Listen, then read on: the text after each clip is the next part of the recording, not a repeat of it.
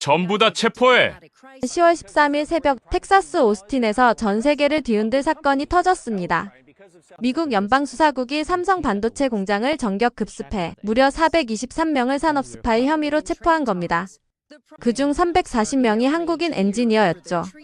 미국 상무부 장관은 긴급 기자회견을 열어 미국의 첨단 기술을 보호하기 위한 정당한 조치라고 강조했고, 월스트리트 저널은 한국 기업들의 조직적 기술 절취라는 제목의 특집 기사를 냈습니다. 그런데 이상한 점이 있었습니다. 체포자 명단에 이스라엘 국적연구원 17명이 포함되어 있었던 겁니다. 예루살렘의 한 시민은 인터뷰에서 말했습니다. 우리 아들이 범죄자라니 말도 안 돼요. 아들은 정직한 연구원이에요.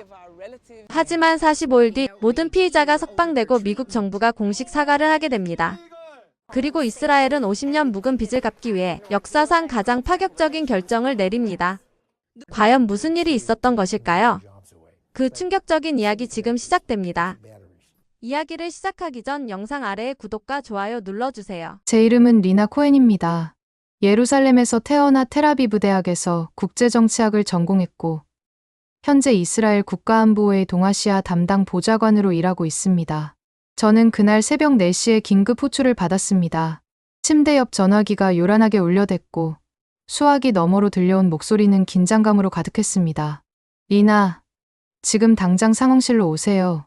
미국에서 큰일이 터졌습니다. 저는 재킷도 제대로 입지 못한 채 차에 올랐습니다.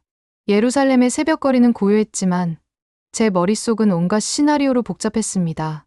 중동에서 또 무슨 일이 벌어진 건가? 이란이 움직인 건가? 하지만 상황실 대형 스크린에 떠오른 건 전혀 예상하지 못한 장면이었습니다.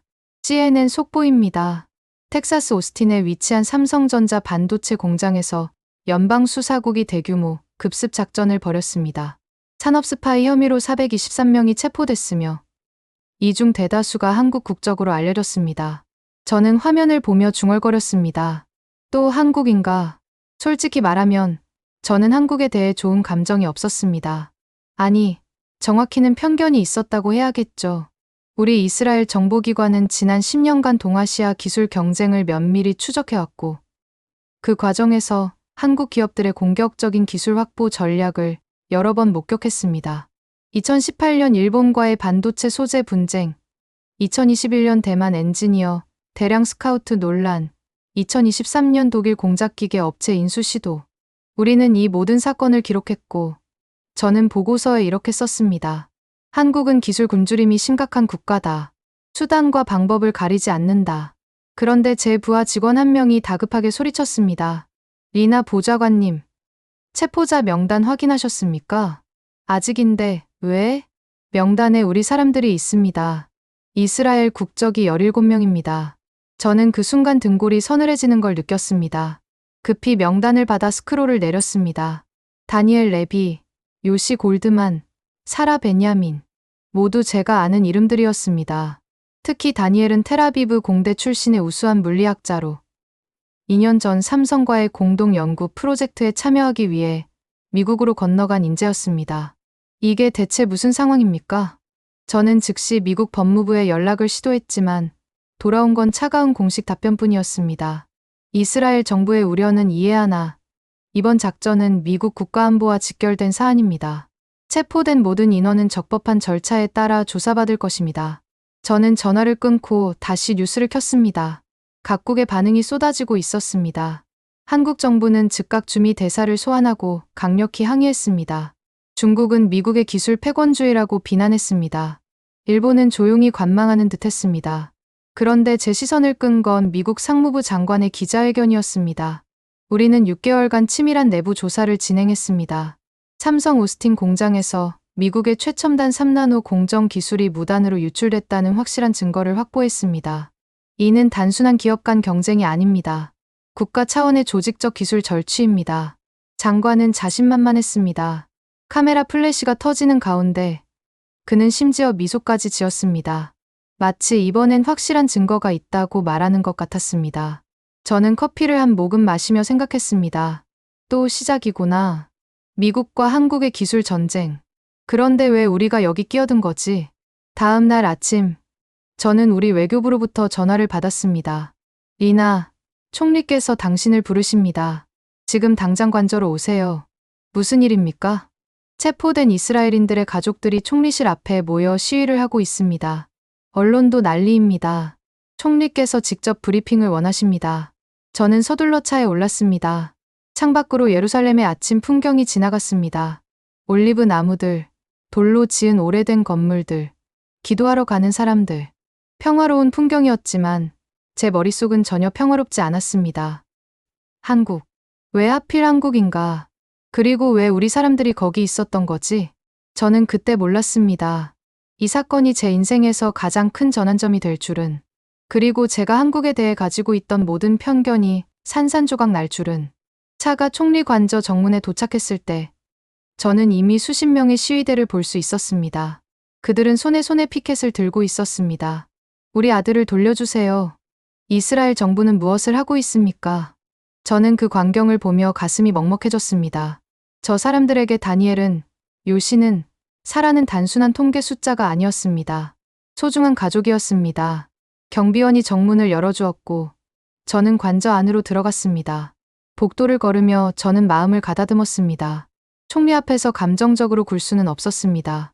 객관적인 분석, 명확한 판단, 실행 가능한 대안. 그게 제 역할이었습니다. 하지만 저는 그날 회의에서 처음으로 제 확신이 흔들리는 경험을 하게 됩니다. 총리실 문이 열렸을 때 저는 이미 회의실 안이 긴장감으로 가득 차 있다는 걸 느낄 수 있었습니다. 긴 타원형 테이블 주위로 이스라엘 정부의 핵심 인사들이 모여 있었습니다. 외교부 장관, 법무부 장관, 모사드 국장, 그리고 테이블 중앙에는 총리가 앉아 있었습니다. 총리는 제가 들어서자 고개를 들었고 그의 눈빛은 평소보다 훨씬 날카로웠습니다. 앉으세요. 니나. 저는 제자리에 앉으며 테이블 위에 놓인 서류 더미를 보았습니다. 미국 언론 보도 자료, 체포자 명단, 법무부 성명서, 모든 문서가 붉은색 긴급 도장이 찍혀 있었습니다. 총리가 입을 열었습니다. 리나, 당신은 우리의 동아시아 전문가입니다. 솔직하게 답해주세요. 이번 체포가 정당하다고 보십니까? 저는 잠시 침묵했습니다. 회의실의 모든 시선이 제게 쏠렸습니다. 저는 천천히 입을 열었습니다. 총리님, 솔직히 말씀드리면 저는 한국 기업들의 기술 확보 방식에 대해 오랫동안 의구심을 가져왔습니다. 외교부 장관이 제 말을 끊었습니다. 의구심이라니, 구체적으로 설명해 주시겠습니까? 네. 지난 10년간 한국 기업들은 전 세계에서 가장 공격적인 기술 인수 전략을 펼쳤습니다. 일본에서는 반도체 소재 기술자들을 대량으로 스카우트했고, 대만에서는 디스플레이 핵심 인력을 빼갔으며, 유럽에서는 중소기업들을 통째로 인수했습니다. 저는 제 노트북을 열어 자료를 띄웠습니다. 2019년부터 2024년까지 한국 3대 기업이 해외에서 영입한 핵심 기술 인력은 총 2,340명입니다. 같은 기간 우리 이스라엘 기업들이 영입한 인력의 4배가 넘습니다. 모사드 국장이 끼어들었습니다. 그래서 이번 체포가 정당하다는 말입니까? 아닙니다. 저는 단호하게 말했습니다. 회의실이 조용해졌습니다. 정당하지 않습니다. 오히려 정반대입니다. 총리가 앞으로 몸을 기울였습니다. 설명해 보세요. 저는 심호흡을 하고 계속 말했습니다. 저는 어젯밤 내내 이번 사건을 분석했습니다.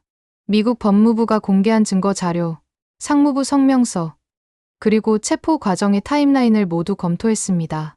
저는 화면을 넘겼습니다. 첫째, 체포 타이밍이 이상합니다. 미국 정부는 6개월간 내부 조사를 했다고 주장합니다.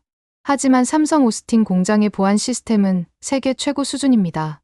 만약 정말로 기술 유출이 있었다면 그들의 내부 시스템이 먼저 감지했어야 합니다. 법무부 장관이 물었습니다. 그럼 삼성 측은 뭐라고 합니까? 그게 문제입니다. 삼성 본사는 어떠한 기술 유출도 감지하지 못했다고 공식 발표했습니다.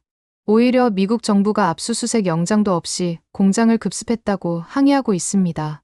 저는 다음 슬라이드로 넘어갔습니다. 둘째, 체포된 사람들의 명단이 이상합니다. 423명 중 340명이 한국인인 건 이해할 수 있습니다. 그곳이 한국 기업 공장이니까요. 하지만 나머지 83명의 국적 분포를 보세요. 화면에 원 그래프가 떠올랐습니다. 이스라엘 17명, 대만 23명, 일본 19명, 독일 14명, 프랑스 10명. 모두 미국과 동맹 관계이거나 우호적인 나라들입니다. 중국인은 단 한 명도 없습니다. 외교부 장관이 탁자를 쳤습니다. 그게 바로 증거 아닙니까? 한국이 동맹국 기술자들까지 끌어들여 미국 기술을 훔치려 했다는. 아닙니다. 저는 그의 말을 잘랐습니다. 평소에 저라면 상관에게 이렇게 대들지 않았을 겁니다. 하지만 그 순간 저는 뭔가 중요한 걸 발견했다는 확신이 있었습니다. 정반대입니다. 이건 한국을 함정에 빠뜨리기 위한 조작입니다. 회의실이 술렁거렸습니다. 총리가 손을 들어 정숙을 요구했습니다. 계속하세요. 니나, 총리님, 만약 정말로 한국이 기술을 훔치려 했다면 왜 이렇게 많은 제3국 인력을 참여시키겠습니까? 그건 보안상 가장 어리석은 선택입니다. 오히려 이건, 저는 잠시 말을 멈추고 화면을 다시 바꿨습니다. 이건 미국이 한국의 반도체 기술을 빼앗기 위한 작전입니다. 명백한 기술 약탈입니다. 순간 회의실이 얼어붙었습니다. 모사드 국장이 냉정하게 물었습니다. 리나, 당신은 지금 미국이 동맹국을 상대로 기술 약탈을 시도한다고 주장하는 겁니까? 네, 저는 고개를 끄덕였습니다. 미국은 지난 3년간 중국과의 반도체 전쟁에서 밀리고 있습니다. 그들의 3나노 공정 기술은 삼성과 TSMC보다 최소 2년 뒤처져 있습니다. 그래서 합법적으로 기술을 얻을 수 없으니 이런 방법을 쓰는 겁니다. 저는 다음 자료를 보여줬습니다. 지난달 미국 상무부가 발표한 반도체 국가안보 강화법을 보세요. 이 법안에 따르면 미국 내에서 생산되는 모든 첨단 반도체 기술은 국가안보 자산으로 분류됩니다. 즉, 삼성이 오스틴에서 개발한 기술도 미국 것이 될 수 있다는 겁니다. 법무부 장관이 서류를 넘기며 말했습니다. 하지만 리나, 이건 추측 아닙니까? 확실한 증거가 있습니까? 저는 그 질문을 기다렸다는 듯 대답했습니다. 있습니다. 제가 어젯밤 우리 정보기관 동료들과 함께 발견한 겁니다. 저는 USB를 꺼내 회의실 시스템에 연결했습니다. 화면에 암호화된 문서가 떠올랐습니다. 이건 3주 전 미국 상무부 내부에서 유출된 문서입니다. 제목은 오퍼레이션 테크 수입. 한국어로 번역하면 기술 쓸어담기 작전입니다. 회의실의 공기가 변했습니다. 모두가 숨을 죽이고 화면을 응시했습니다. 저는 문서의 핵심 내용을 읽어 내려갔습니다. 작전 목표 삼성 오스틴 공장의 3나노 게이트 올어라운드 공정 기술 확보. 방법 산업 스파이 혐의로 핵심 인력 전원 체포 및 구금. 기간 최소 90일. 그동안 공장 운영 중단 및 기술 자료 압수. 외교부 장관이 자리에서 벌떡 일어났습니다. 이런 식으로 말입니까? 동맹국 기업을 대상으로? 네. 문서에는 더 있습니다. 부수효과 제3국 협력, 인력 동시 체포를 통한 국제적 정당성 확보. 이스라엘, 일본, 대만 등 동맹국 인력 포함 시 한국의 고립 유도 가능. 저는 문서를 끝까지 읽고 총리를 바라봤습니다. 총리님, 우리는 미국의 작전에 이용당한 겁니다. 우리 17명의 과학자들은 한국을 고립시키기 위한 미끼였습니다. 총리는 오랫동안 침묵했습니다. 그리고 천천히 물었습니다. 리나, 당신은 한국을 신뢰합니까? 저는 솔직하게 대답했습니다. 신뢰한 적은 없습니다. 하지만 이번엔 그들이 피해자입니다. 그리고 우리도 마찬가지입니다. 총리가 고개를 끄덕였습니다. 알겠습니다. 리나, 당신이 이 사건의 실무 책임자입니다. 우리 국민 17명을 데려오세요. 그리고 총리는 잠시 말을 멈추고 창밖을 바라봤습니다. 예루살렘의 오래된 돌담이 보였습니다. 그리고 한국과 접촉하세요. 그들에게 우리가 진실을 알고 있다고 전하세요. 저는 고개를 숙였습니다. 명심하겠습니다. 회의가 끝나고 저는 복도로 나왔습니다. 창밖으로 여전히 시위하는 가족들이 보였습니다. 저는 그들에게 다가가 말했습니다. 여러분, 저는 리나 코엔입니다. 국가안보회의 보좌관입니다. 약속드립니다. 여러분의 가족을 반드시 데려오겠습니다. 한 중년 여성이 울먹이며 물었습니다. 정말입니까? 우리 다니엘을 데려올 수 있습니까? 네. 그리고 이번 일의 진실도 반드시 밝히겠습니다. 저는 그날 처음으로 한국이라는 나라에 대해 다시 생각하게 됐습니다.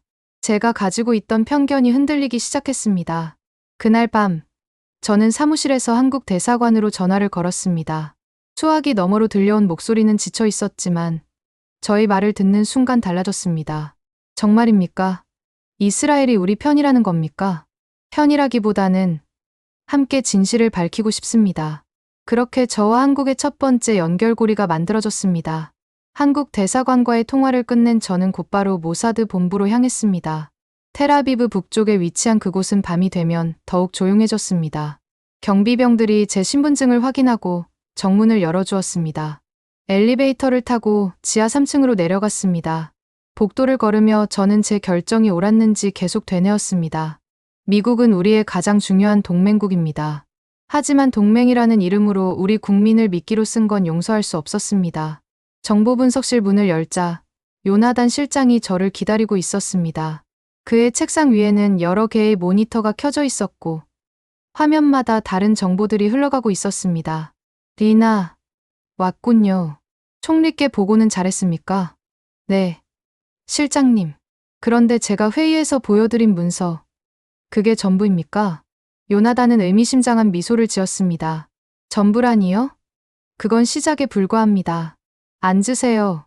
그는 키보드를 두드렸고 메인 스크린에 새로운 파일이 떠올랐습니다. 파일명은 오퍼레이션 테크 스윕 완전판이었습니다. 이 문서는 우리가 72시간 전에 입수했습니다. 미국 상무부 내부의 협조자를 통해서요. 협조자라니요?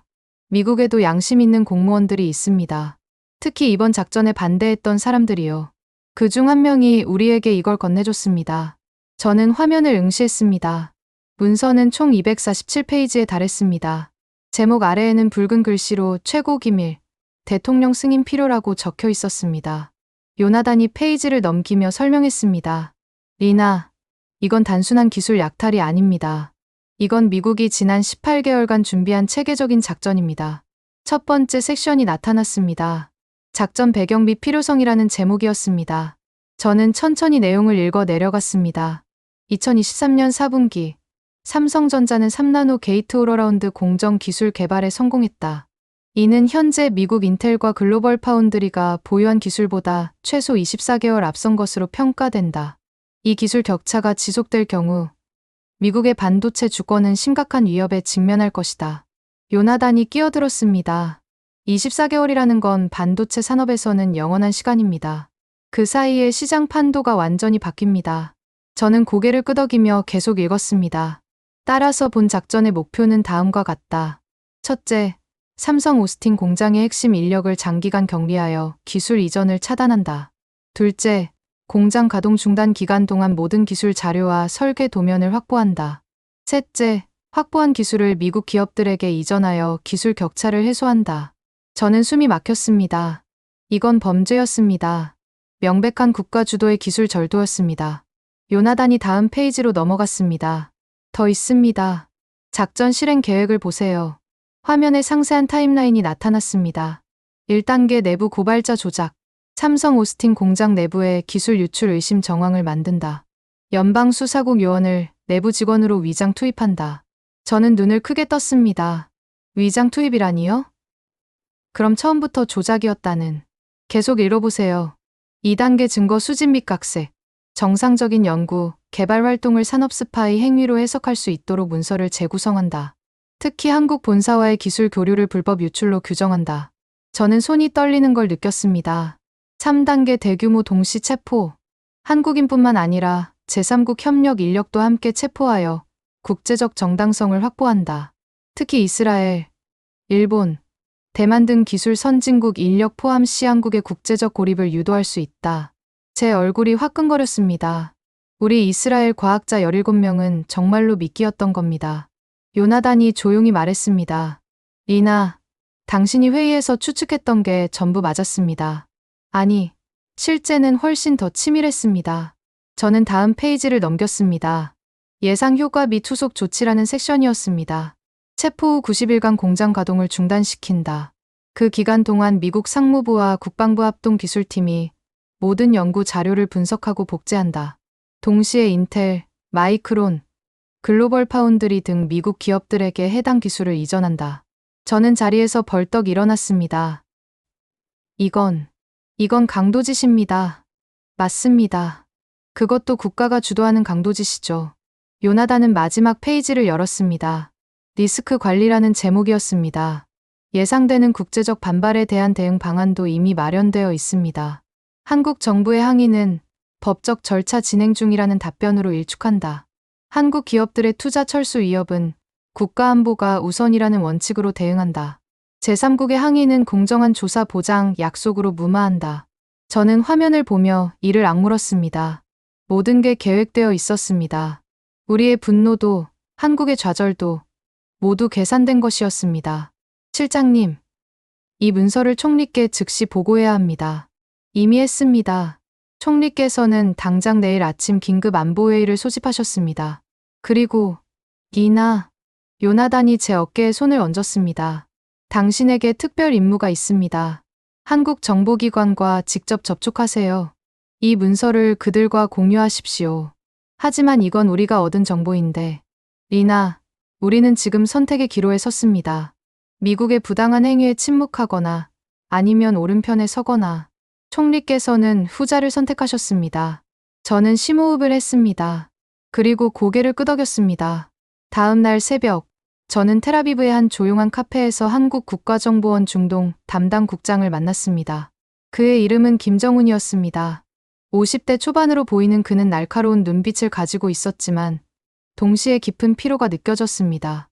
리나 보좌관님, 이렇게 만나 뵙게 되어 영광입니다. 저야말로 감사합니다. 국장님, 이렇게 빨리 오실 줄은 몰랐습니다. 김정훈 국장이 쓴웃음을 지었습니다.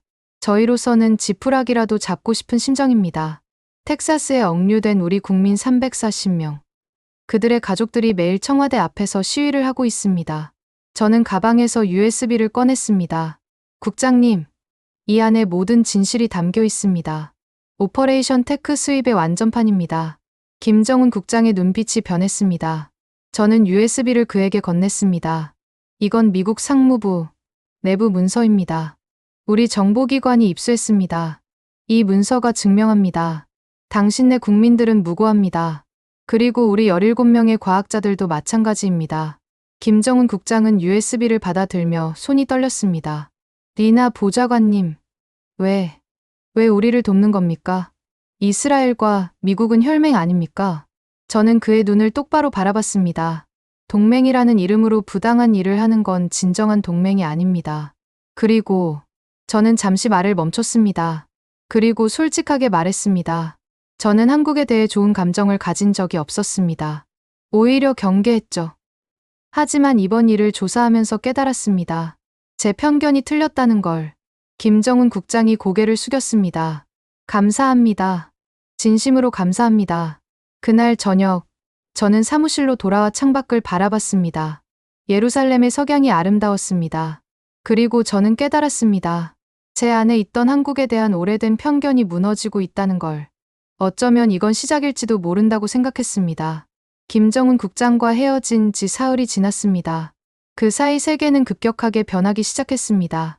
저는 예루살렘 사무실에서 미국 텍사스 법정의 생중계를 지켜보고 있었습니다. 오스틴 연방법원 대법정. 그곳에는 423명의 피해자와 그들의 변호인단, 그리고 미국 검찰이 마주 앉아 있었습니다. 제 옆에는 요나단 실장이 함께 있었습니다. 리나, 한국 측이 움직였습니다. 그것도 아주 빠르게. 화면 속에서 한국 측 수석 변호사가 일어섰습니다. 그는 손에 두꺼운 서류 뭉치를 들고 있었습니다. 재판장님, 검찰 측이 제시한 모든 증거는 조작되었습니다. 저희는 이를 입증할 결정적 증거를 확보했습니다. 미국 검사가 벌떡 일어났습니다. 이에 있습니다.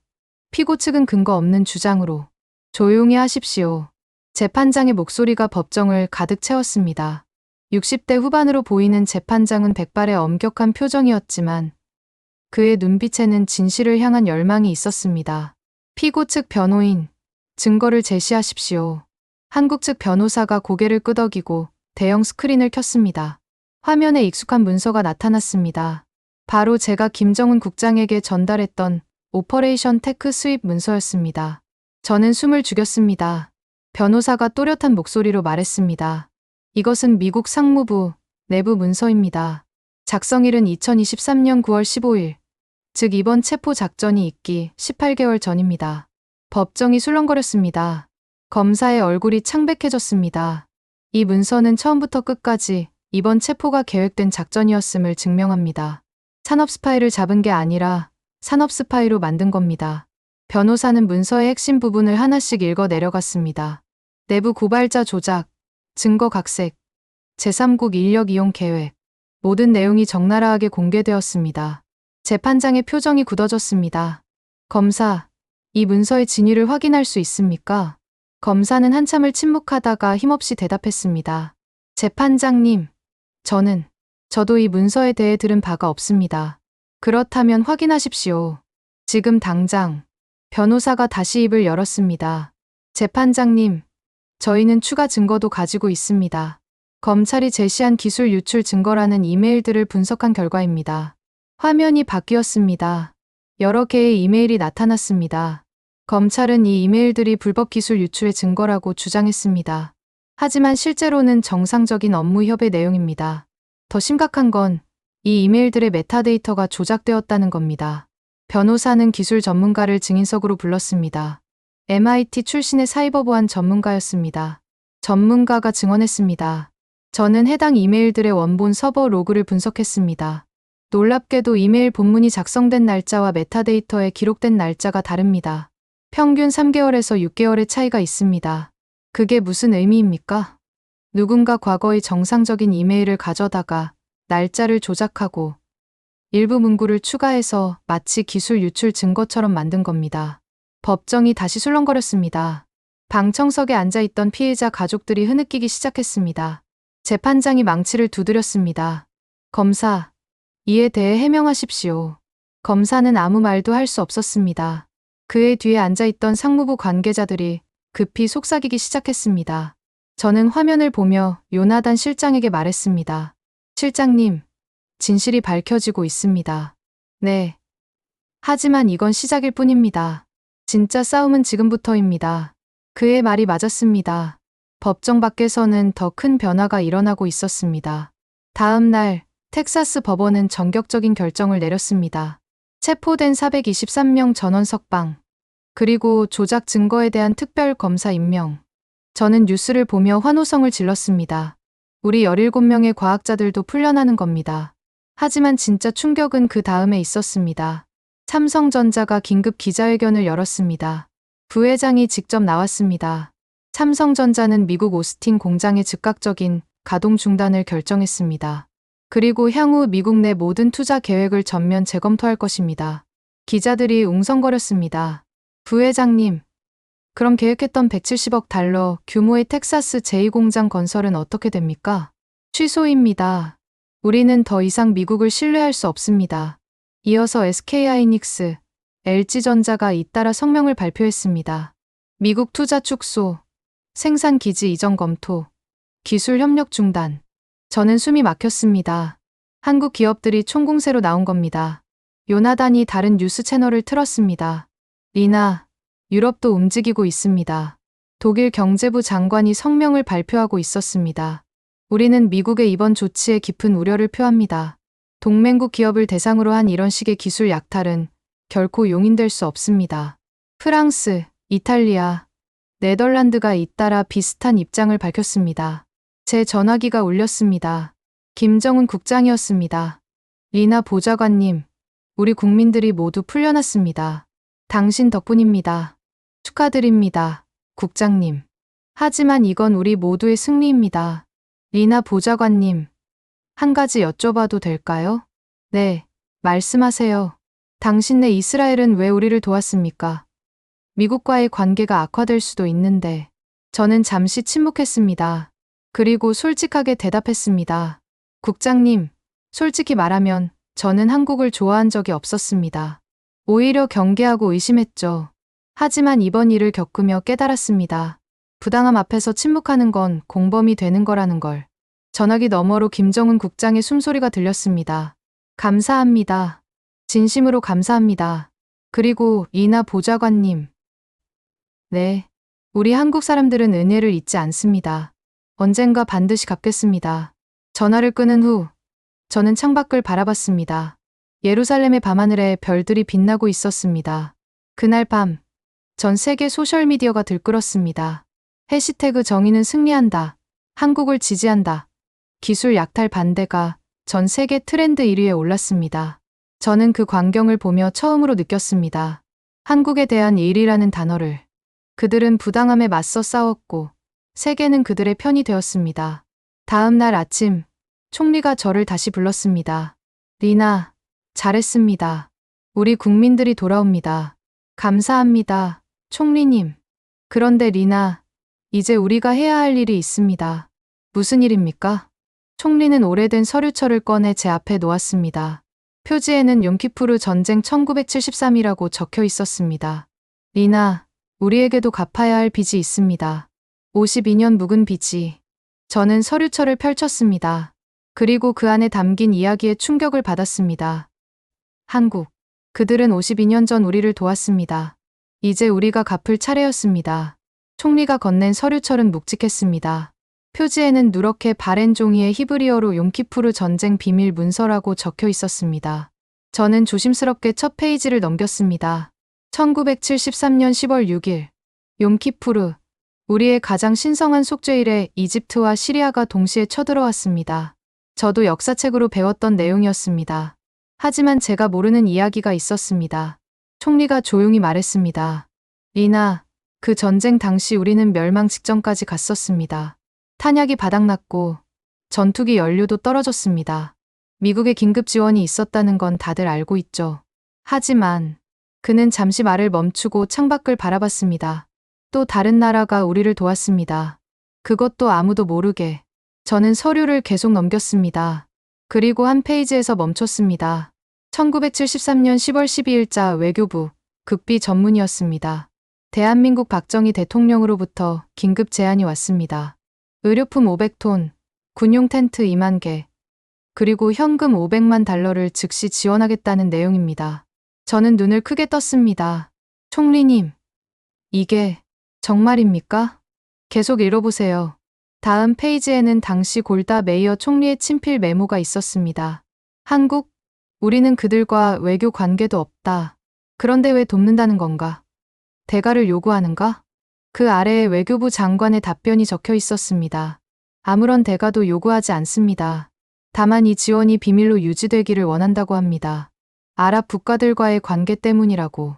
저는 다음 페이지를 넘겼습니다. 10월 15일자 기록이었습니다. 한국 정부의 지원 물자가 요르단 경유로 도착했습니다. 의료품은 즉시 야전병원으로 보내졌고 텐트는 피난민 수용소에 배치되었습니다. 현금은 긴급 무기 구매에 사용되었습니다. 그리고 그 아래에는 짧은 메모가 있었습니다. 한국은 당시 세계에서 가장 가난한 나라 중 하나였다. 1인당 국민소득이 400달러도 안 됐다. 그런 나라가 500만 달러를 보낸 것이다. 이건 그들에게 엄청난 희생이었다. 저는 손이 떨렸습니다. 서류를 넘기는 손이 제대로 움직이지 않았습니다. 총리가 말을 이었습니다. 리나, 당시 우리 정부는 이 지원을 받으면서 약속했습니다. 언젠가 반드시 갚겠다고. 하지만 그 약속은 52년간 지켜지지 못했습니다. 왜 지금까지 공개하지 않으셨습니까? 한국 정부가 원하지 않았습니다. 그들은 아랍 국가들과의 관계를 고려해 끝까지 비밀을 지켰습니다. 그리고 우리도 그 약속을 지켰죠. 저는 마지막 페이지를 펼쳤습니다.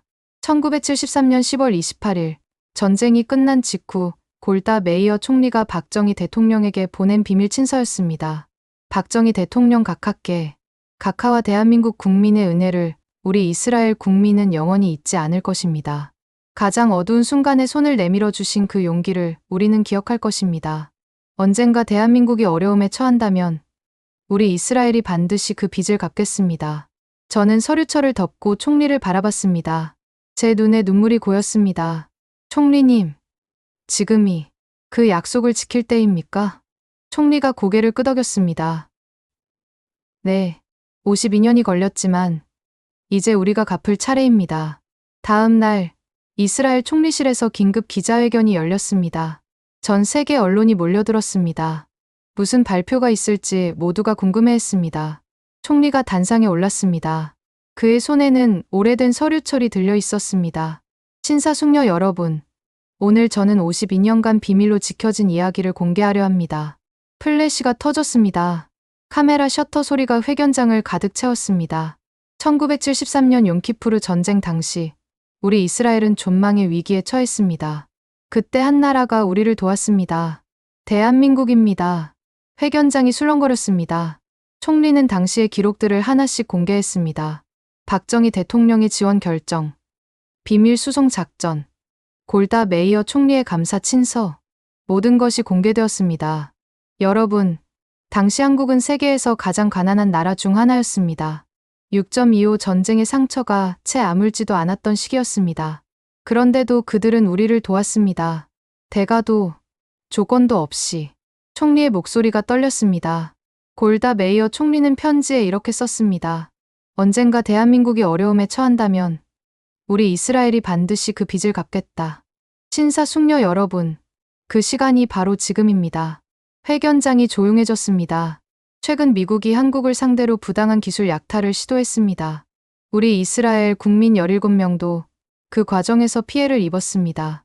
하지만 우리는 진실을 밝혔고 정의는 승리했습니다. 총리가 카메라를 똑바로 바라봤습니다. 이제 우리는 한국과 함께 새로운 동맹을 만들 것입니다. 기술 동맹, 경제 동맹, 그리고 무엇보다 신뢰의 동맹입니다. 이것이 52년 전 약속을 지키는 방법입니다. 저는 회견장 뒤편에서 그 장면을 지켜봤습니다. 제 옆에는 김정은 국장이 서 있었습니다. 그의 눈에도 눈물이 고여 있었습니다. 리나 보좌관님, 저는 몰랐습니다. 우리 선대들이 그런 일을 했다는 걸. 저도 몰랐습니다. 하지만 이제 알게 됐죠. 회견이 끝나고 저는 사무실로 돌아왔습니다. 책상 위에 아버지의 사진이 놓여 있었습니다. 아버지는 용키푸르 전쟁에 참전했던 공군 조종사였습니다. 저는 어렸을 때 아버지에게서 전쟁 이야기를 들었습니다. 탄약이 떨어져 절망했던 순간, 갑자기 보급품이 도착했던 순간. 하지만 아버지는 그게 어디서 온 건지 몰랐습니다. 저는 아버지 사진을 들고 중얼거렸습니다. 아버지, 이제 알았어요. 그 보급품이 어디서 온 건지. 한국에서 왔어요.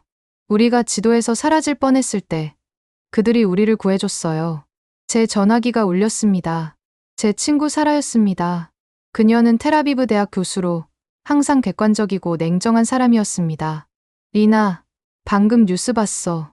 믿을 수가 없어. 한국이 그런 일을 했다니. 나도 충격받았어.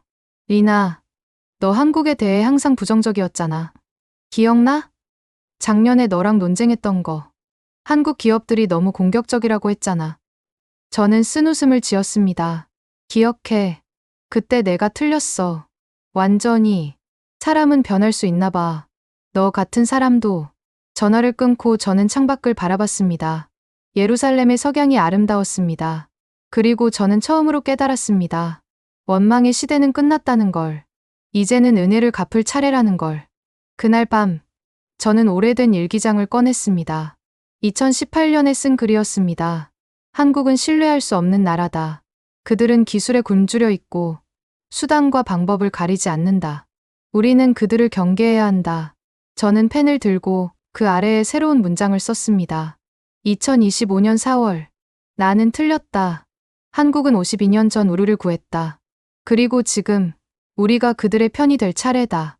편견은 무지에서 나온다. 나는 무지했다. 하지만 이제는 안다. 다음 날 아침, 총리실에서 다시 회의가 열렸습니다. 이번에는 경제부, 과학기술부, 국방부 장관들이 모두 참석했습니다. 총리가 입을 열었습니다. 여러분, 우리는 한국과 구체적인 협력 방안을 만들어야 합니다. 단순한 말뿐인 약속이 아니라 실질적인 행동으로 보여줘야 합니다. 과학기술부 장관이 손을 들었습니다. 총리님, 저희 부처에서 한 가지 제안이 있습니다. 말씀하세요. 우리의 반도체 설계 기술과 한국의 제조 기술을 결합하는 겁니다. 공동 개발 프로젝트를 시작하는 거죠. 총리가 고개를 끄덕였습니다. 좋습니다. 리나, 당신이 실무를 맡으세요. 한국 측과 협의해서 구체적인 계획을 만드세요. 명심하겠습니다. 총리님. 회의가 끝나고 저는 곧바로 김정은 국장에게 전화를 걸었습니다. 국장님, 우리 본격적으로 시작합시다. 52년 묵은 빚을 갚을 시간입니다. 전화기 너머로 김정은 국장의 웃음소리가 들렸습니다. 좋습니다. 리나 보좌관님. 함께 역사를 만듭시다. 김정은 국장과의 통화 이후 저는 거의 잠을 자지 못했습니다. 머릿속이 온통 새로운 프로젝트로 가득 찼습니다. 한국과 이스라엘의 협력, 그것도 반도체 분야에서의 협력이라니. 이건 단순한 외교적 제스처가 아니었습니다. 진짜 게임 체인저가 될 수 있었습니다. 일주일 후, 저는 텔아비브 공항에서 한국 대표단을 맞이했습니다. 김정은 국장을 포함해 삼성전자, SK하이닉스의 최고 기술 책임자들, 그리고 한국과학기술부 차관까지 총 15명이 도착했습니다. 공항 귀빈실에서 김정은 국장이 제게 악수를 청했습니다. 리나 보좌관님, 다시 만나 반갑습니다. 저도 반갑습니다, 국장님. 여정은 편하셨습니까? 12시간 비행이었지만 설렘 때문에 잠을 한숨도 못 잤습니다. 그의 옆에 서 있던 삼성전자 최고 기술 책임자가 웃으며 말했습니다. 저희 모두 마찬가지입니다. 이스라엘의 반도체 설계 기술은 세계 최고 수준 아닙니까? 함께 일할 생각에 가슴이 뜁니다. 저는 그들을 차에 태우고 텔아비브 북쪽의 한 비밀 연구소로 향했습니다. 그곳은 이스라엘이 자랑하는 최첨단 반도체 설계 연구소였습니다. 연구소 지하 3층 회의실에는 이미 우리 측 전문가들이 대기하고 있었습니다. 텔아비브 공대 교수들, 인텔 이스라엘 연구소 출신 엔지니어들, 그리고 모사드 기술팀까지 총 20명의 최고 전문가들이었습니다. 회의가 시작되자 우리 측 수석 연구원인 다니엘 박사가 프레젠테이션을 시작했습니다. 신사숙녀 여러분, 오늘 제가 보여드릴 건 우리가 지난 3년간 개발해온 혁신적인 칩 설계 기술입니다. 화면에 복잡한 회로도가 나타났습니다. 이름은 다윗칩입니다. 성경 속 거인 골리앗을 쓰러뜨린 다윗처럼 작지만 강력한 칩이죠. 삼성 최고기술 책임자가 앞으로 몸을 기울였습니다. 크기는 어느 정도입니까? 2나노 공정입니다. 하지만 성능은 현재 시장의 3나노 칩보다 40% 더 뛰어납니다. 회의실이 술렁거렸습니다. SK하이닉스 팀장이 물었습니다. 40%라니요? 어떻게 그게 가능합니까? 다니엘 박사가 미소를 지었습니다. 비밀은 회로 설계 방식에 있습니다. 기존의 평면적 설계가 아니라 3차원 적층 구조를 사용합니다. 마치 건물처럼 층층이 쌓아 올리는 거죠. 한국 측 전문가들이 메모를 하기 시작했습니다. 저는 그들의 눈빛에서 흥분을 읽을 수 있었습니다. 하지만 문제가 있습니다. 다니엘 박사의 표정이 진지해졌습니다. 우리는 설계는 완벽하게 했지만 이걸 실제로 생산할 기술이 없습니다. 이스라엘에는 첨단 반도체 제조 설비가 없거든요. 삼성 최고기술 책임자가 손을 들었습니다. 그래서 우리가 온 겁니다. 우리에겐 세계 최고의 제조 기술이 있습니다. 김정은 국장이 끼어들었습니다. 제안하겠습니다. 이스라엘의 설계 기술과 한국의 제조 기술을 합치는 겁니다. 공동 개발, 공동 소유, 공동 이익. 어떻습니까? 저는 회의실을 둘러봤습니다. 양측 전문가들의 얼굴에 기대감이 가득했습니다. 다니엘 박사가 고개를 끄덕였습니다. 좋습니다. 하지만 한 가지 조건이 있습니다. 이 기술은 절대 미국에 넘어가서는 안 됩니다. 삼성 최고기술 책임자가 단호하게 말했습니다. 당연합니다. 우리도 같은 생각입니다. 이번엔 우리가 주도권을 쥐어야 합니다. 그렇게 역사적인 협약이 시작되었습니다. 다음 3개월간 저는 이 프로젝트의 실무 책임자로 양국을 오가며 일했습니다. 텔아비브에서 일주일, 서울에서 일주일. 제 여권은 금방 도장으로 가득 찼습니다. 어느 날 저녁, 서울 삼성연구소에서 밤늦게까지 회의를 하고 있었습니다.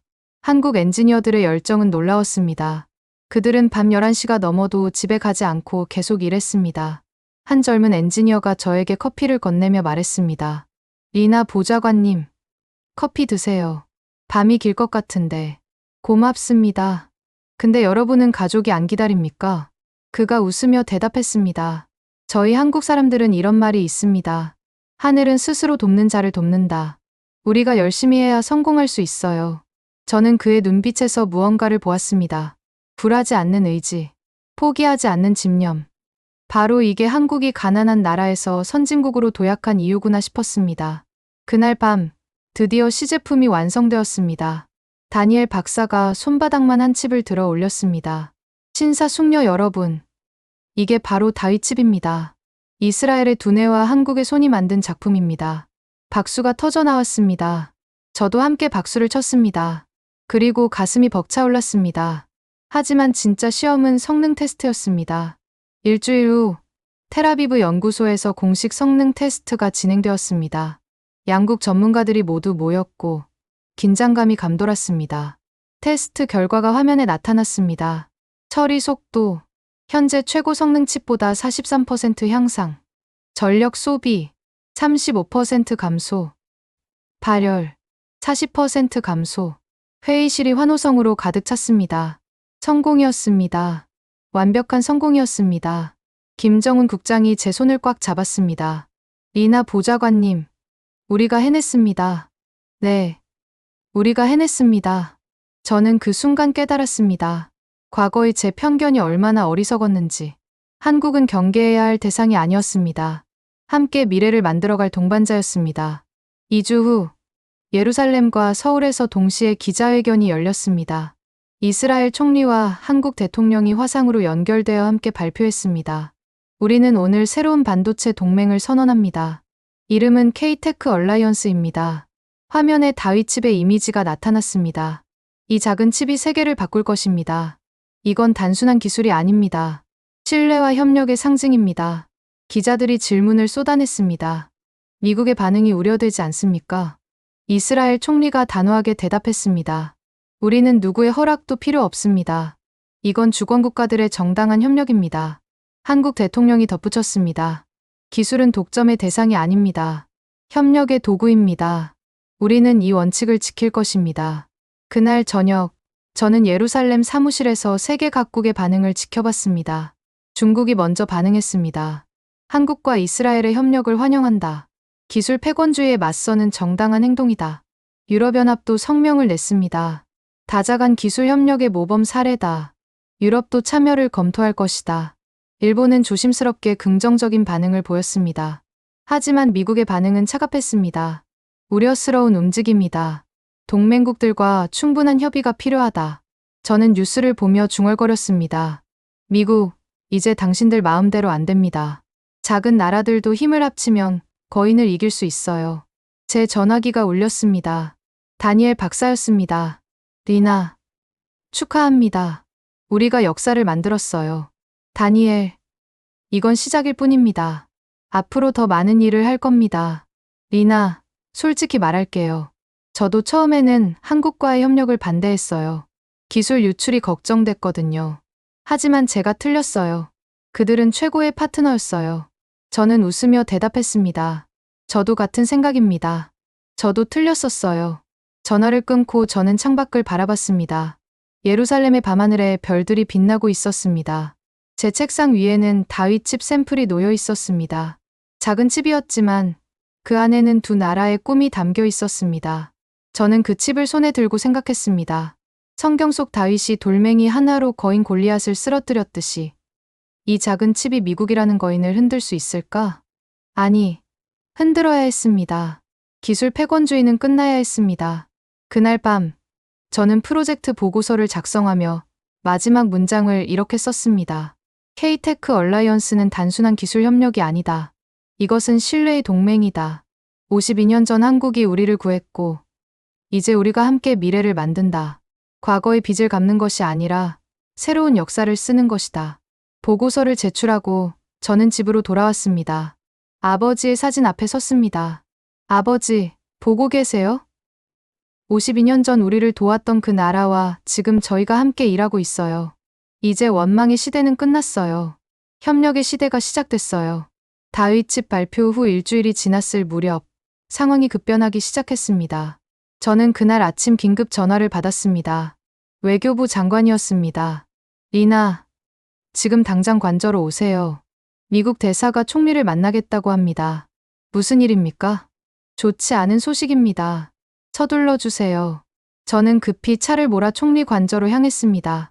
관저에 도착했을 때 미국 대사의 차량이 이미 주차되어 있었습니다. 회의실 문을 열자 긴장된 분위기가 느껴졌습니다. 총리와 외교부 장관, 그리고 미국 대사가 마주 앉아 있었습니다. 미국 대사는 60대 중반의 베테랑 외교관으로 평소에는 온화한 표정이었지만 지금은 달랐습니다. 그의 얼굴은 굳어 있었습니다. 리나 보좌관님, 앉으세요. 총리가 저를 가리키며 말했습니다. 대사께서 중요한 메시지를 전달하러 오셨습니다. 미국 대사가 서류 한 장을 꺼내 테이블 위에 놓았습니다. 이스라엘 정부에 공식 통보합니다. 미국 정부는 K-테크 얼라이언스에 참여한 모든 한국인의 미국 입국을 금지합니다. 또한 이스라엘을 포함한 제3국에서 이들의 출국도 제한할 것을 요청합니다. 저는 눈을 크게 떴습니다. 출국 제한이라니요? 무슨 권한으로? 리나 총리가 제 말을 막았습니다. 대사가 계속 말했습니다. 현재 이스라엘에 체류 중인 한국 기술자 47명이 이 명단에 포함되어 있습니다. 이들의 출국을 막아주시기 바랍니다. 외교부 장관이 냉정하게 물었습니다. 대사님, 이것은 주권 침해입니다. 우리 영토 내에서 합법적으로 체류하는 외국인의 출국을 왜 우리가 막아야 합니까? 이들은 미국 국가안보를 위협하는 기술을 보유하고 있습니다. 다윗칩은 미국의 반도체 패권을 위협합니다.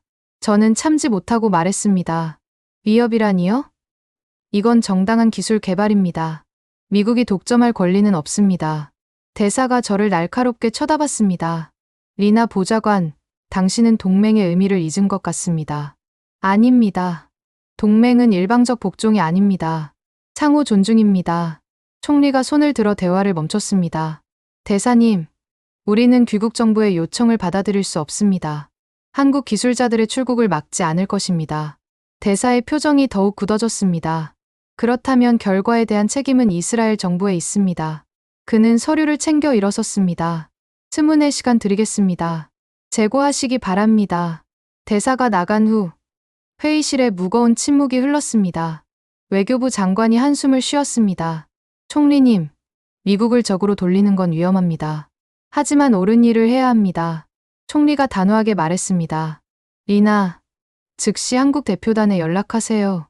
상황을 알리고 대비하도록 하세요. 저는 곧바로 김정은 국장에게 전화를 걸었습니다. 국장님, 상황이 좋지 않습니다. 미국이 여러분의 출국을 막으려 합니다. 전화기 너머로 김정은 국장의 당황한 목소리가 들렸습니다. 출국 금지라니요? 우리 기술자들이 가족에게 돌아가지 못한다는 말입니까? 네. 미국이 이스라엘 정부에 압력을 넣고 있습니다. 리나 보좌관님, 어떻게 해야 합니까? 저는 잠시 생각했습니다. 그리고 결심했습니다. 국장님, 지금 당장 모든 분들을 공항으로 모으세요. 우리가 출국시켜드리겠습니다. 다음 날 새벽 4시, 저는 벤구리온 공항으로 향했습니다. 총리의 특별 지시를 받은 저는 공항 보안팀과 함께 움직였습니다. 하지만 공항에 도착했을 때 예상치 못한 광경이 펼쳐졌습니다. 수백 명의 이스라엘 시민들이 공항 출발 게이트 앞에 모여 있었습니다. 그들은 손에 플래카드를 들고 있었습니다. 한국은 우리의 은인이다. 52년 전 은혜를 잊지 말자. 한국인들을 보내라. 저는 놀라서 경비대장에게 물었습니다. 이 사람들은 누구입니까? 소셜미디어를 통해 모인 시민들입니다. 한국 기술자들이 출국하지 못할 수도 있다는 소식을 듣고 새벽부터 몰려왔습니다. 저는 가슴이 뭉클해졌습니다. 우리 국민들이 스스로 움직인 겁니다. 한 노인이 제게 다가왔습니다. 70대 후반으로 보였습니다. 당신이 리나 보좌관입니까? 네. 그런데 누구십니까? 저는 욤키푸르 전쟁 참전 용사입니다. 1973년 그때 우리는 탄약이 떨어져 죽을 뻔했습니다. 그런데 갑자기 보급품이 왔어요. 나중에 알고 보니 한국에서 보낸 거더군요. 그의 눈에 눈물이 고였습니다. 50년이 넘었지만 저는 잊지 않았습니다. 그래서 오늘 여기 왔어요. 한국 사람들을 도우려고. 저는 그의 손을 잡았습니다. 감사합니다. 정말 감사합니다. 새벽 6시, 한국 기술자들이 공항에 도착했습니다. 47명 전원이 짐을 들고 나타났습니다. 김정은 국장이 제게 다가왔습니다. 리나 보좌관님, 정말 출국시킬 수 있습니까? 미국의 압력이. 걱정하지 마세요. 우리가 지킵니다. 바로 그때 공항 입구에 검은색 차량 여러 대가 도착했습니다. 미국 대사관 차량이었습니다. 미국 대사가 내렸고 그의 뒤로 보안 요원들이 따라왔습니다. 대사가 제게 다가왔습니다. 리나 보좌관, 무슨 짓을 하는 겁니까? 정당한 출국 절차를 돕고 있습니다. 이스라엘 정부가 미국의 요청을 무시하는 겁니까? 요청이 아니라 강요는 받아들일 수 없습니다. 바로 그때 시민들이 함께 구호를 외치기 시작했습니다. 한국은 형제다. 한국은 형제다. 대사의 얼굴이 굳어졌습니다. 그는 주위를 둘러봤습니다. 수백 명의 시민들, 그리고 카메라를 든 기자들이 모든 장면을 촬영하고 있었습니다. 제 전화기가 울렸습니다. 총리였습니다. 리나, 지금 어떤 상황입니까? 총리님, 미국 대사가 직접 나왔습니다. 출국을 막으려 합니다. 리나, 잘 들으세요. 제가 특별 명령서를 발행했습니다. 지금 팩스로 보냈을 겁니다. 그걸 대사에게 보여주세요. 저는 공항 사무실로 달려가 팩스를 받았습니다. 총리의 친필 서명이 찍힌 공식 문서였습니다.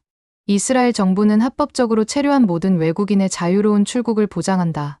어떠한 외부 압력도 이를 막을 수 없다. 저는 문서를 들고 대사에게 다가갔습니다. 대사님, 이것은 우리 총리의 명령입니다. 대사는 문서를 읽고 이를 악물었습니다. 이스라엘은 이 결정을 후회하게 될 것입니다. 우리는 옳은 일을 할 뿐입니다. 저는 한국 기술자들에게 손짓했습니다. 어서 탑승 수속을 하세요. 비행기가 기다립니다. 한국 기술자들이 움직이기 시작했습니다. 시민들이 박수를 쳤습니다. 일부는 울고 있었습니다. 한 젊은 한국 엔지니어가 저에게 다가와 인사했습니다. 리나 보좌관님, 정말 감사합니다. 저희를 지켜주셔서 당연한 일을 했을 뿐입니다. 안전하게 가족에게 돌아가세요. 그가 저를 꼭 안았습니다. 그리고 눈물을 흘렸습니다. 저희 한국 사람들은 은혜를 절대 잊지 않습니다. 언젠가 꼭 보답하겠습니다. 47명 전원이 탑승 수속을 마쳤습니다. 그들이 게이트를 통과할 때 시민들이 일제히 노래를 부르기 시작했습니다. 하티크바, 우리의 국가였습니다. 그리고 놀랍게도 한국 기술자들도 함께 불렀습니다. 서툰 히브리어였지만 진심이 담겨 있었습니다. 저는 그 광경을 보며 눈물을 참을 수 없었습니다. 비행기가 이륙하는 것을 확인한 후 저는 시민들에게 다가갔습니다. 여러분, 감사합니다. 오늘 여러분이 보여준 것은 진정한 이스라엘의 정신입니다. 노인이 제 손을 잡았습니다. 아닙니다. 리나 보좌관님, 당신이 우리에게 보여준 겁니다. 옳은 일을 위해 싸우는 용기를. 저는 공항을 떠나며 생각했습니다. 오늘 일어난 일은 단순한 출국이 아니었습니다. 이것은 기적이었습니다. 두 나라 사이의 신뢰가 만든 기적. 그날 저녁, 전 세계 뉴스가 이 장면을 보도했습니다.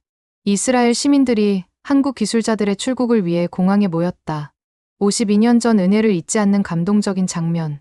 저는 뉴스를 보며 제 아버지 사진을 바라봤습니다. 아버지, 보셨어요? 오늘 우리가 빚을 갚았어요. 그리고 새로운 우정을 만들었어요. 제 전화기에 김정은 국장의 문자가 왔습니다. 리나 보좌관님, 무사히 도착했습니다. 당신은 우리의 영웅입니다. 한국은 절대 이 은혜를 잊지 않을 것입니다. 저는 답장을 보냈습니다. 우리는 이제 가족입니다. 공항의 기적 이후 세계는 빠르게 변하기 시작했습니다. 일주일 후 저는 예루살렘 총리 관저의 대회의실에 서 있었습니다.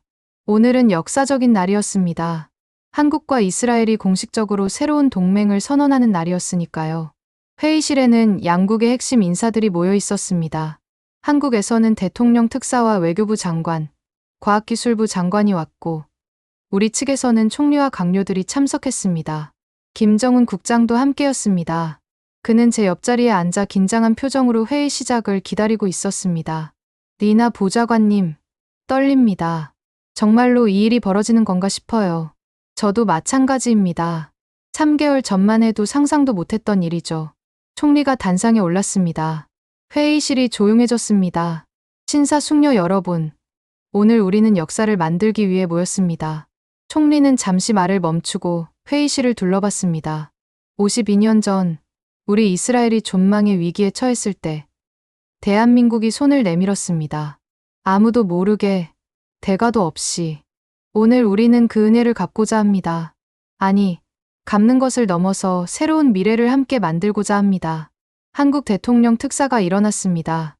총리님, 그리고 이스라엘 국민 여러분. 52년 전 우리 선대들이 보여준 작은 선의가 오늘 이런 결실을 맺을 줄 몰랐습니다. 감사합니다. 총리가 서류를 꺼냈습니다. 오늘 우리는 예루살렘 선언을 발표하고자 합니다. 이 선언은 3가지 핵심 내용을 담고 있습니다. 화면에 선언문이 떠올랐습니다. 첫째, 기술 특허의 상호 개방입니다. 이스라엘은 보유한 반도체 설계 특허 423개를 한국에 무상으로 제공합니다. 한국은 반도체 제조 관련 특허 424개를 이스라엘에 제공합니다. 회의실이 술렁거렸습니다. 847개의 특허. 그 가치는 수백억 달러에 달했습니다. 한국과학기술부 장관이 일어나 말했습니다. 이것은 단순한 특허 교환이 아닙니다. 이것은 신뢰의 표현입니다. 우리는 서로를 믿습니다. 총리가 고개를 끄덕이며 계속했습니다. 둘째, 공동연구기금 설립입니다. 양국이 각각 50억 달러씩, 총 100억 달러 규모의 기금을 조성합니다. 이 기금은 차세대 반도체, 인공지능, 양자 컴퓨팅 연구에 사용될 것입니다. 저는 옆에 앉은 다니엘 박사를 봤습니다. 그의 눈에 흥분이 가득했습니다. 셋째, 그리고 가장 중요한 것. 총리의 목소리가 높아졌습니다. 우리는 다윗칩의 기술을 오픈소스로 공개합니다. 회의실이 술렁거렸습니다. 제 뒤에서 누군가 숨을 들이키는 소리가 들렸습니다. 다윗칩은 현재 세계 최고 수준의 반도체 기술입니다. 우리는 이 기술을 독점하지 않을 것입니다. 전 세계 모든 나라가 이 기술을 사용할 수 있도록 공개합니다. 한국 외교부 장관이 일어나 보충 설명했습니다. 단, 조건이 있습니다. 이 기술을 사용하는 모든 국가는 기술 패권주의를 반대해야 합니다. 기술을 무기로 사용하지 않겠다는 서약을 해야 합니다. 총리가 마지막으로 말했습니다. 우리는 오늘 선언합니다. 기술은 인류의 공동 자산입니다. 소수의 독점물이 아닙니다. 우리 이스라엘과 대한민국은 이 원칙을 지킬 것이며 전 세계에 이 원칙을 확산시킬 것입니다. 박수가 터져 나왔습니다. 저도 함께 박수를 쳤습니다. 눈물이 났습니다. 회의가 끝나고 저는 김정은 국장과 함께 복도를 걸었습니다. 국장님, 우리가 해냈습니다. 네. 리나 보좌관님, 정말로 해냈습니다. 그가 잠시 말을 멈추고 창밖을 바라봤습니다. 보좌관님, 솔직히 말씀드릴게요. 저도 처음에는 이스라엘을 의심했습니다. 왜 우리를 돕는 거지? 무슨 숨은 의도가 있는 건 아닐까? 하고요. 저는 웃으며 대답했습니다. 저도 마찬가지였습니다. 한국을 경계했죠. 기술을 훔치려는 나라라고 생각했습니다. 하지만 우리 둘 다 틀렸습니다. 네. 완전히 틀렸습니다. 우리는 함께 웃었습니다. 다음 날, 예루살렘의 한 역사적인 장소에서 공식 서명식이 열렸습니다. 바로 통곡의 벽 광장이었습니다. 수천 명의 시민들이 모였습니다. 이스라엘 사람들뿐만 아니라 한국에서 온 교민들, 그리고 전 세계 기자들이 함께 했습니다. 총리와 한국 대통령 특사가 함께 서명했습니다. 예루살렘 선언이 공식적으로 발효되는 순간이었습니다. 그리고 놀라운 일이 벌어졌습니다. 광장 한쪽에서 한국 전통 음악이 울려 퍼지기 시작했습니다. 한국 교민들이 준비한 공연이었습니다. 그들은 한복을 입고 전통 춤을 추었습니다. 그러자 이스라엘 청년들도 함께 춤을 추기 시작했습니다. 호라, 우리의 전통 춤이었습니다. 두 나라의 음악과 춤이 어우러졌습니다. 그 광경은 장관이었습니다. 저는 군중 속에서 그 모습을 지켜봤습니다. 그리고 깨달았습니다. 이것이 진정한 동맹이구나. 문화와 역사는 다르지만 마음은 하나가 될 수 있구나.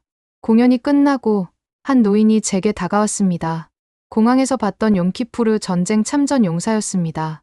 리나 보좌관님, 제가 드릴 것이 있습니다. 그는 낡은 편지 봉투를 꺼냈습니다. 이건 1973년 제가 전쟁터에서 쓴 편지입니다. 어머니께 보내려던 거였죠. 하지만 보내지 못했습니다. 제가 부상을 입었거든요. 그는 편지를 펼쳤습니다. 여기 이렇게 썼습니다. 어머니, 오늘 우리는 보급품을 받았습니다. 탄약과 의료품이 왔어요. 누가 보냈는지 모르지만 그들 덕분에 우리는 살아남을 수 있습니다. 언젠가 그들에게 감사를 전하고 싶습니다. 노인의 눈에 눈물이 고였습니다. 52년이 걸렸지만 오늘 제가 감사를 전합니다. 한국에게, 그리고 이 모든 일을 가능하게 만든 당신에게. 저는 그의 손을 잡았습니다. 감사는 제가 드려야 합니다. 선생님 같은 분들이 있어서 오늘 이 일이 가능했습니다. 그날 밤, 저는 아버지의 낡은 사진첩을 꺼냈습니다. 용키푸르 전쟁 당시의 사진들이었습니다. 젊은 조종사였던 아버지, 동료들과 함께 찍은 사진, 전투기 앞에서 찍은 사진. 저는 아버지가 남긴 일기장도 펼쳤습니다. 1973년 10월 16일자 일기였습니다. 오늘 우리는 기적을 경험했다. 탄약이 바닥나 절망하던 순간, 보급품이 도착했다. 누가 보냈는지는 모른다. 하지만 그들은 우리의 생명을 구했다. 언젠가 알게 된다면 꼭 감사를 전하고 싶다. 저는 편지지를 꺼내 펜을 들었습니다. 그리고 아버지에게 편지를 쓰기 시작했습니다. 사랑하는 아버지께. 아버지가 이 세상을 떠나신 지 10년이 흘렀습니다. 하지만 오늘 저는 아버지께 꼭 전해야 할 이야기가 있습니다. 아버지, 1973년 그날 아버지와 동료들을 구한 보급품이 어디서 온 건지 이제 알게 됐어요. 대한민국에서 왔습니다. 그들은 당시 세계에서 가장 가난한 나라 중 하나였지만 우리를 도왔어요. 그리고 오늘, 52년이 지난 오늘, 우리가 그 빚을 갚았습니다. 아버지, 제가 오랫동안 한국에 대해 가졌던 편견은 틀렸어요. 그들은 경계해야 할 대상이 아니라 함께 미래를 만들어갈 동반자였어요. 원망의 시대는 끝났어요. 이제는 우리가 은혜를 갚을 차례예요. 아니, 갚는 것을 넘어서 새로운 우정을 만들 차례예요. 아버지가 꿈꾸던 세상, 서로 돕고 함께 성장하는 세상을 우리가 만들고 있어요. 아버지, 자랑스럽죠. 딸이 작은 역할이나마 했다는 게. 사랑하는 딸 리나가 편지를 쓰고 나니 마음이 가벼워졌습니다. 저는 편지를 접어 아버지 사진 옆에 놓았습니다. 제 전화기가 울렸습니다. 김정은 국장이었습니다. 리나 보좌관님, 서울에서 연락이 왔습니다. 대통령께서 당신을 초청하고 싶다고 합니다. 저를요? 네, 국민훈장을 수여하고 싶답니다. 한국을 도운 공로로. 저는 웃으며 대답했습니다. 영광입니다. 하지만 국장님, 훈장은 필요 없습니다. 저는 이미 충분한 보상을 받았어요. 무슨 보상이요? 새로운 친구를 얻었습니다. 한국이라는 나라, 그리고 국장님 같은 분들을요. 전화기 너머로 김정은 국장의 웃음소리가 들렸습니다. 리나 보좌관님, 우리 한국에는 이런 속담이 있습니다. 가는 정이 있어야 오는 정이 있다.